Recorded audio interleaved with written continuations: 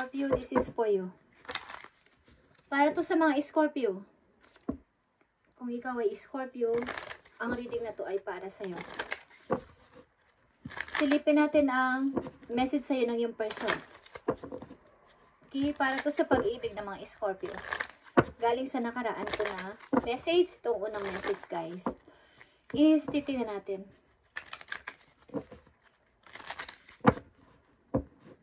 Okay. Galing ito sa nakaraan na person sa buhay mo na mga Scorpio. It was my fault, but I blame you. Okay? So, ikaw ang sinisisi ng yung person sa halip na siya. Maaaring kasalanan niya pero ikaw ang sinisisi niya sa nangyari sa inyong dalawa. Scorpio. Okay. Galing ito sa old person.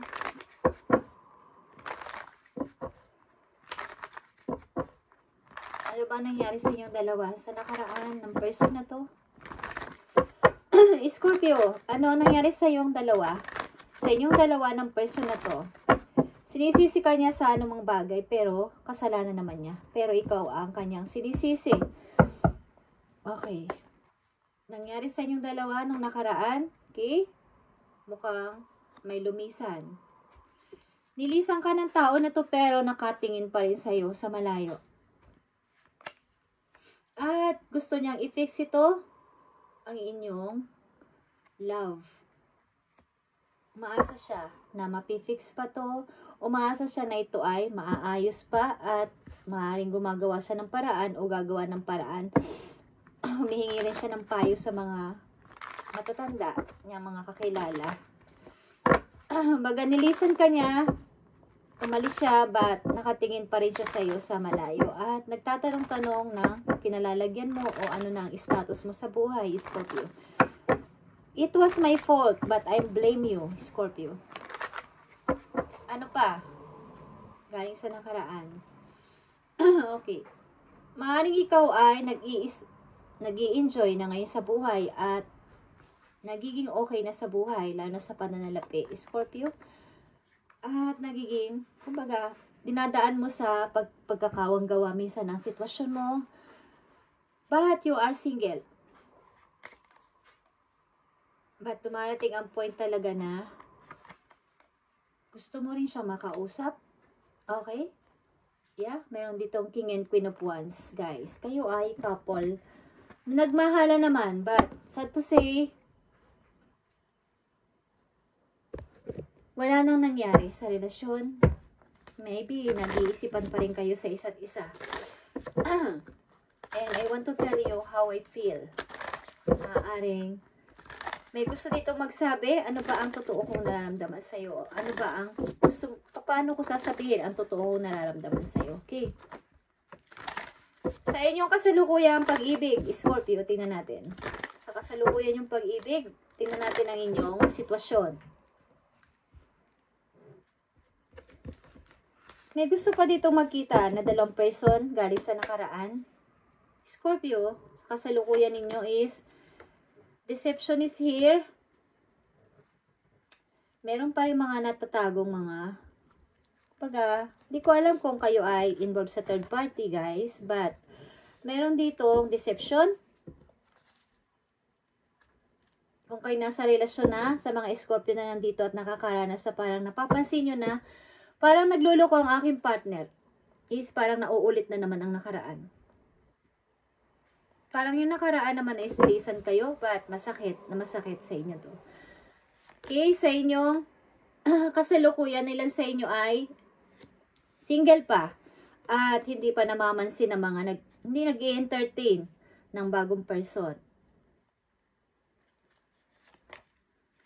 At ang ilan sa inyo ay nadidealing o involved sa inyong soulmate talaga galing sa inyong past. At ito ay unrequited love. Hindi pa to tapos na.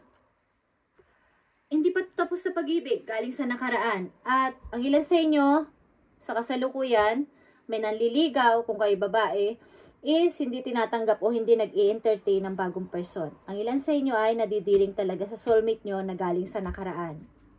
Ito ay galing sa nakaraan. Na matuturing o tinuturing ninyong soulmate. o mahal nyo talaga. Okay?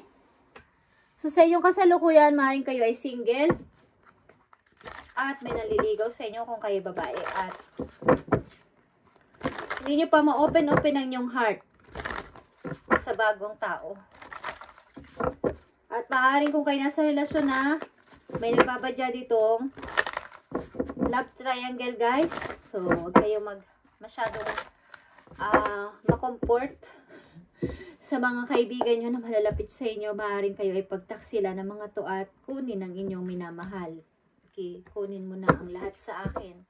Huwag lang ang aking mahal. Okay, Scorpio. Message sa inyo sa kasalukuyan. About sa pag-ibig na to at maaaring nagpapatuloy pa ang galing sa nakaraan. Sapagkat gusto nyo mag-usap. Okay, medyo andito na naman ang King of Wands. Scorpio, maaaring ang person na yun ay tuloy-tuloy pa rin kayong tinitingnan sa malayo at hindi pa rin makamove on. Hindi siya makaalis sa sitwasyon na to. Maaaring ito ay hindi pa tapos o unfinished business. Kumbaga, hindi pa kayo nag-uusap ng wala pang closure. Yun ang ibig ko sabihin. Sa kasalukuyan ninyo, guys, is the power is here, strength is here. 2 taon nagmamahalan talaga to. Na, kumbaga, kahit anong pagsubok kaya nating, kahit na magkasala ka, magpapatawad ang isa. So, nangyayari dito is talagang pagkukubli ng sama ng loob sa puso. Pagkikimkim at pagtitiis. Bagamat tapos na, bagamat parang tapos na, parang on and off relationship na hindi matapos-tapos, pabalik-balik ang feelings. Yeah, 6 of Cups. Dahil may mag-aamo, may aamuin, may magpapaamo, at may naaawa. Okay guys, walang katapusang relasyon. Dahil may feelings pa nga. Kahit anong maging kasalanan mo is, papatawarin ang isa. Okay, Scorpio.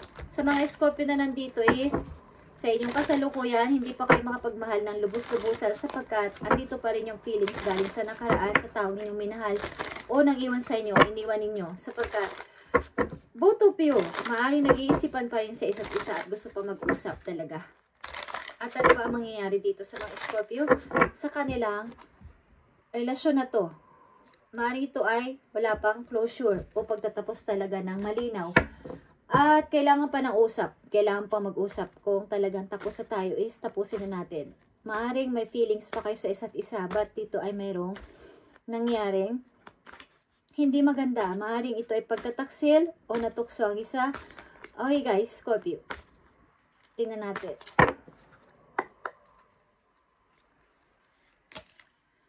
Okay, nandito ang King of Cups. Scorpio, ang iyong energy ay nandito. Andito ka. Scorpio, Knight of Cups. Plano mong puntahan ng person na to o plano mo siyang, kumbaga, plano mo siya talagang kausapin o plano mo siyang kausapin o puntahan. At, kasi wala pa nga itong closure. Justice is here. Parang, asan yung hustisya? Parang nakapag-decide ng hindi tama. Parang walang fair, hindi patas itong nangyari sa relasyon natin. At pag-asa. Okay? The star is here. Umaasa. Humingi na ang pag-asa. 8 of Pentacles is here. Mayroon dito nagpapaka-sub-sub sa trabaho para makalimutan itong nangyari na to. At 7 of Cups talaga is here. Okay? 7 of Cups. Mga offer din is nandito. But, sad to say, nandito ang King and Queen of Wands and King and Queen of Cups. Dalawa tong couple talaga. At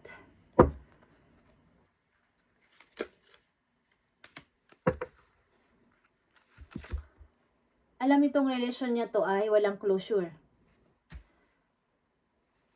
Meron din ditong nalululong sa pag-iinom because sa sitwasyon na to. Meron ding umiinom ng malakas o marami sapagkat iniisip ang sitwasyon na to o hindi pa talaga makausad-usad.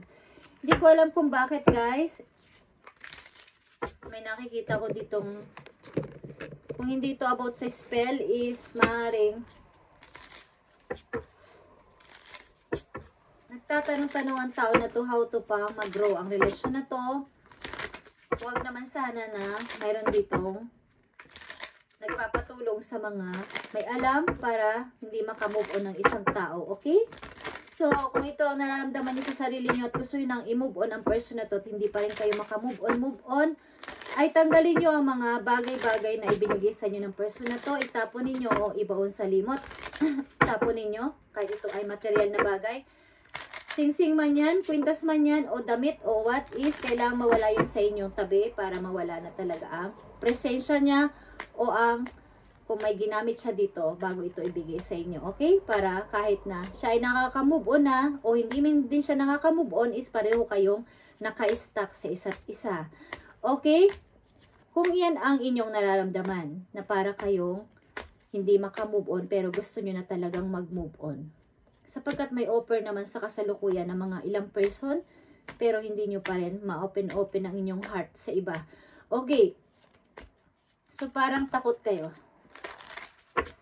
So, tingnan natin pa ang message dito. Pero kung gusto nyo pa mag-usap at nararamdaman nyo talaga ang pag-ibig sa isa't isa, ay gawin ninyo sapagkat nakikita ko dito na parang hindi pa rin kayo makausad-usad dahil may hindi pa tapos ang usap. Okay. Message pa dito sa mga Scorpio. Thank you. I need some more time before I can come to you. Okay. May nag-iisip talaga dito pumunta sa isang person, but plano-plano niya at hindi matuloy-tuloy sapagkat nagdadalawang isip at gusto talaga niyang puntahan ang isang person. Hindi ko alam kung ikaw to Scorpio o ang yung person, but both of you is nag-iisipan at nagtitinginan. Hindi ko alam kung sa inyong mga profile, nagtitinginan kayo kung anong mga ginagawa niyo sa buhay. Okay, at isa pang message dito. I need space. Okay, may humingi ng space, ng privacy. At our love will never cease to exist. Yeah, talagang, wala talagang makakaalis. Parang, pag ikaw ay napunta sa iba, hindi pwede. Okay? Naku-curious pa din. Meron na kayang pag-ibig si ganito. Okay? Meron na kayang pag-ibig si Scorpio. O kaya ay ikaw ang nagsasabi nito. Okay? Pero kung nararamdaman niyo Scorpio na kayo ay gusto niyo nang umalis sa sitwasyon na to, sa inyong old person at hindi kayo makaalis-alis is pakiramdaman ninyo ang sarili ano na ang nangyayari. At kung anong binigay sa inyo ng tao na to, kahit ito ay material na bagay o ano man yan is, tanggalin nyo na sa inyong katawan at itapon or itabi or what, mas maganda itapon at makikita nyo magkiklear ang inyong mind bigla at para na siyang bulang naglaho sa inyong alaala. Okay? Para matanggap nyo na ang bagong person na inyong gusto. Yan ay kung yan ang inyong gusto. Pero ang gusto nyo ay mag-usap pa kayo is nandito din naman yung message na ito ay unrequited pa rin na love at walang closure. Okay, Scorpio. Ito ay galing sa inyong healing energy message.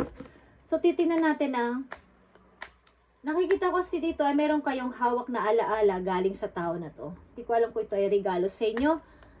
Something picture, frame, kwintas, or what is meron kayong hawak-hawak sa inyong kumbaga dala-dala, tinatago-tago o suot-suot. Okay. So kung hindi kayo makamove on, pero alam nyong gusto nyo nang makaalis dito ay tapon nyo na yan guys sapagkat yan ay may halong bulong. Okay. I feel. Tingnan natin, healing energy. Message sa'yo, Scorpio. The voice of the heart is here. I silence and fear in me and discover the voice of my heart. The fruit of these words guides me. I trust the song of my soul. My intuition leads me on the path of light. Path of light. Okay. Ibig sabihin nito, kayo talaga ay gulong-gulo sa buhay at kailangan ninyong makinig sa inyong heart. Simula sa araw na to dito sa sitwasyon na to.